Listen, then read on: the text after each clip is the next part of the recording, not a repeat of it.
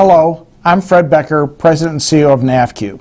Just a short while ago, Representative Gary Miller of California introduced the Regulatory Relief for Credit Unions Act. I want to thank Congressman Miller for his leadership in recognizing the tremendous regulatory burden our industry faces today. As you know, this is the third major piece of credit union legislation that's been introduced this Congress. In that regard, I also want to thank Congressman Peter King of New York for having introduced supplemental capital legislation, and Congressman Ed Royce of California for having introduced member business lending legislation. Two other important pieces of legislation that are included in NAFCU's 5-point plan for regulatory relief.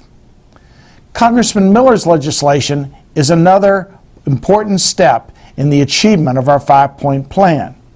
It includes risk-based capital, a reverse wildcard provision to enable federal credit unions to seek permission to comply with a state law where the state law provides broader authority in lieu of a more restrictive federal provision, with the exception of member business lending, which I mentioned has already been introduced.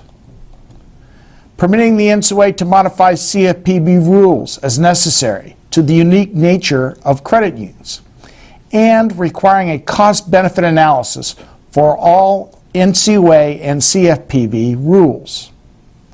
So where do we go from here? Later this year, I expect the House Financial Services Committee to put together a regulatory relief bill for credit unions and banks. The banks have put forward a bill by Congressman Lukemeyer of Missouri. So we need your support in getting members of Congress to sign on as co-sponsors to Congressman Miller's bill.